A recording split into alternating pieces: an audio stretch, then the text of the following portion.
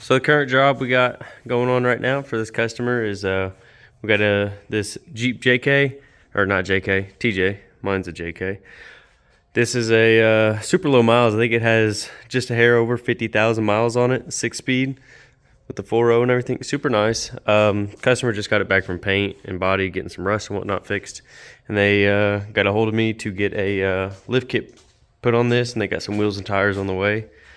So they went ahead and picked up this Rough Country. I think this is the 4.6 lift, and this is the full kit. Comes with the drop bracket, the pitman arms, your full upper and lower control arms for your front and rear, the spring, the shocks, extended brake lines, the drop down brackets, everything.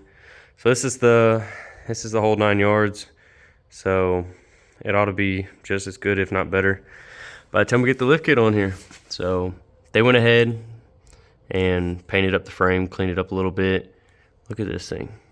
Like, it's just super, super nice, especially for the year. But we're gonna go ahead and get this going here. This is a Northern Jeep, so it's got a little rust to it. It definitely fights back some. So we're probably gonna break out the torch on a few things, but we're gonna go ahead and start dropping these parts off and getting everything ready to start putting all these new lift kit parts on. So let's go ahead and dive in and see how many bolts are seized. So checking back in, current update. I had to break out the torches as well as the grinder. When I say this thing's rusty, man, it may not look like it, but like, you look at this nut here.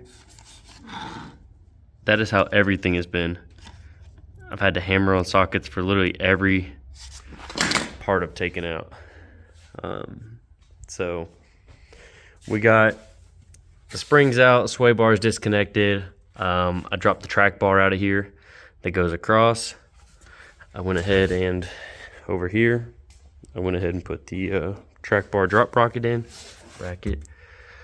So you just take your old track bar out. It was all the nut. Literally didn't have any flats on it, so I had to take the torch and cut it out. Bolted this in, drilled out my frame holes with the 17/32 drill bit. Like I said, I got the spring out of here. This sway bar, these are seized, so I kind of just rolled them out of the way for now. I'm gonna continue on. I got to get like the pitman arm popped off, the steering arms. I need to go ahead and start putting these arms together so I can get them bolted on. Like this shock right here, it's seized up here. I had to hammer a socket on, but it's seized. So I just cut the shaft, and I'm gonna go in here with either an air saw or probably my small die grinder, try to lob that nut off. But for now, it's coming along. Had to pull the air box to be able to access your top shock nut. But as of right now, it's moving along. I think we're probably about an hour and a half, 2 hours in. Torch has definitely made it a lot better.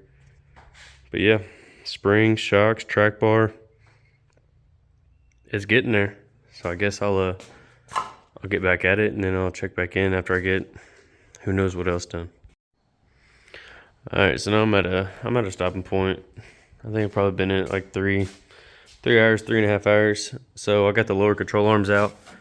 These upper bolts came out just fine. Per usual, the lower bolts were seized in the bushings in the old arms. So right now I got it hung just by a drill bit. I'm gonna pick up grade 8 hardware. This did not have centric cam bolts in it. It just had your standard bolt and washer. So I'm gonna go pick up new grade 8 bolts, washers and everything. And I'm just gonna put anti-seize inside of the collars, and then I'm gonna put Loctite on the nut. But these are adjusted out per spec on the papers, 3/8 longer than the factory arms. I cut one out with a Sawzall. The other one, I had to use a torch. I just couldn't get the Sawzall in there. So it's out. Axle is sitting on the jack stand right now. We got both sides in. Still got plenty to do. I'm going to do the upper arms, go ahead and get the track bar. I'll pop the pitman arm off tomorrow, and try to get the front end wrapped up tomorrow at least. And then I'll probably just pull it out and flip it around and put the rear end facing outwards, just to give me a little more accessibility, so I'm not back here by the couch and the C30 parts. But yeah, so far so good. A lot of rust, a lot of finessing and whatnot. And then still got to do, these look like extended brake lines, but the new ones are the braided stainless ones, so obviously I'm gonna put them on regardless. I'll probably just throw these in my stash of extra parts. So there's the stopping point for tonight. I think about 3.5 hours in on it, and we'll go back to it tomorrow after I get done doing a quick little side job. We're gonna get back on this, see if we can't get the front end wrapped up, and then go back to the rear. Yeah, so I skipped a couple steps. That's my bad. I just got caught up in working on it.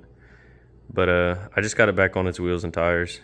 For the front wise, I still got to finish like sway bars and shocks in the front. But as of right now, everything's roughly adjusted to spec. Got everything in. So you got your fitment arm drop bracket. Oh, my bad. Put in, drilled the frame out, put your crush sleeves in. I still got to get shocks and sway bars up here. So springs are in. I did not use a spring compressor. I just let the axle droop and put a ratchet strap around it. All it needed to do is compress like an inch at most. Then we got lower arms. These bolts were seized as they always are. So I just got new grade 8 hardware. All these bolts and everything I've been redoing.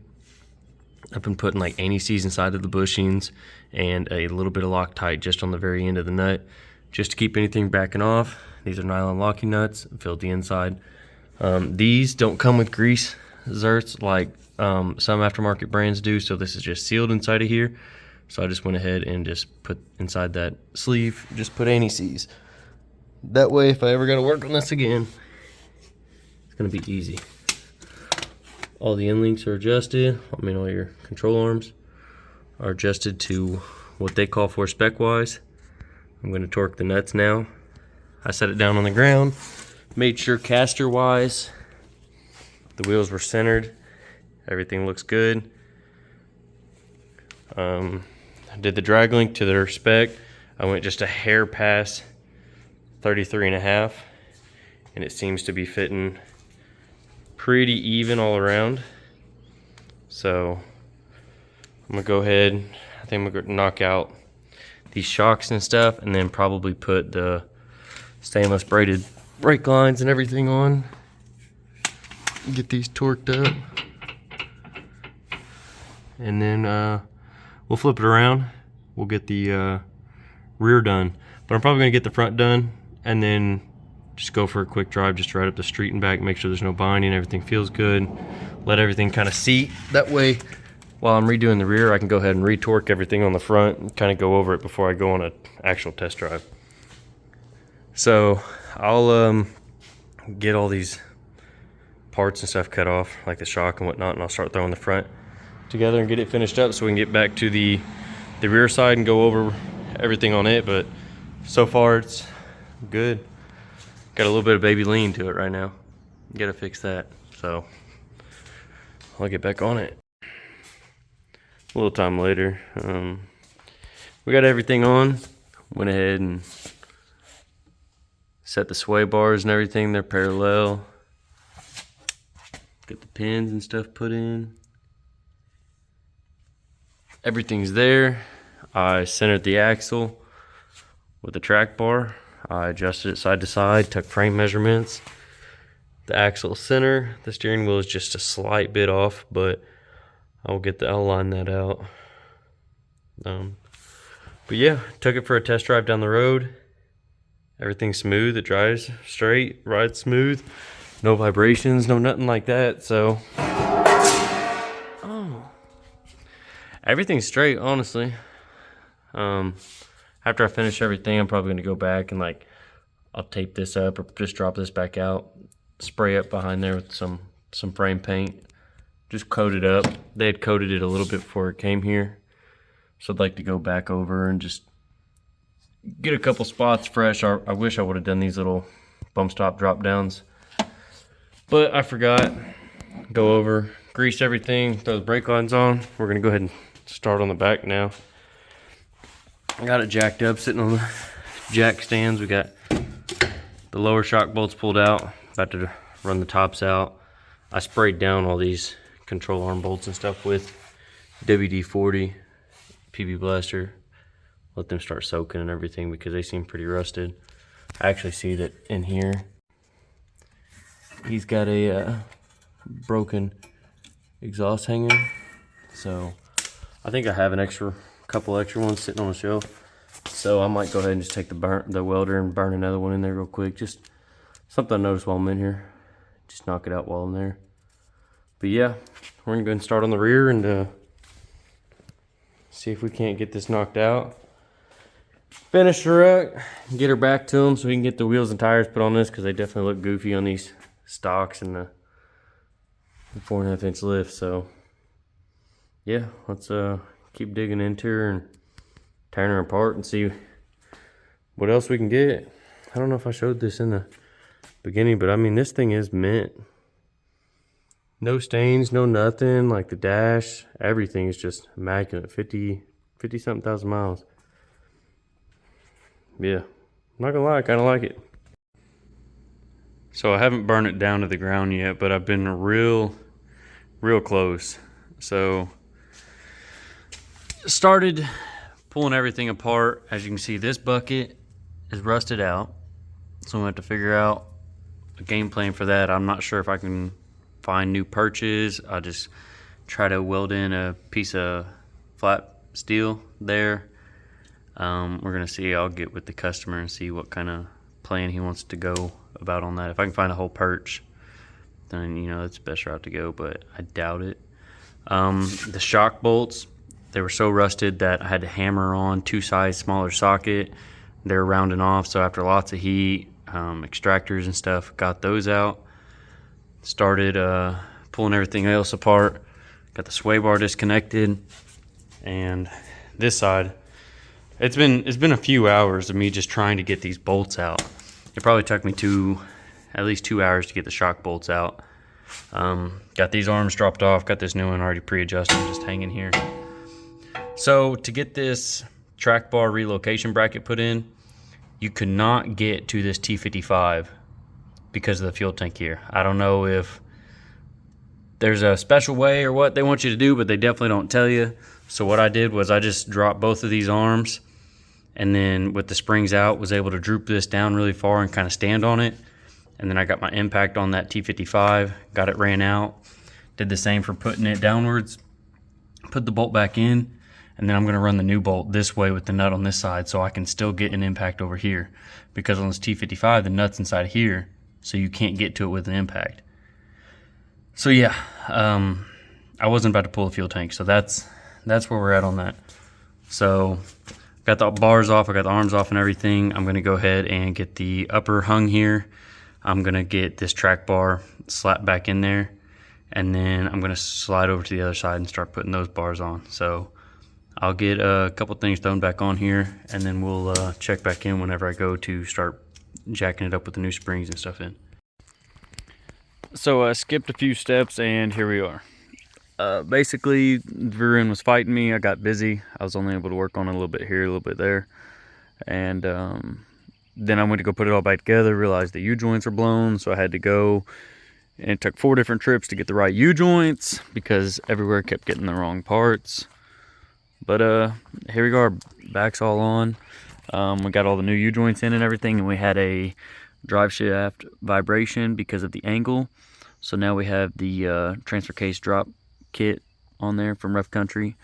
You can see everything kind of tied up. Can't really see much, but the customer is about to come pick it up, so it's gonna finally be out of here.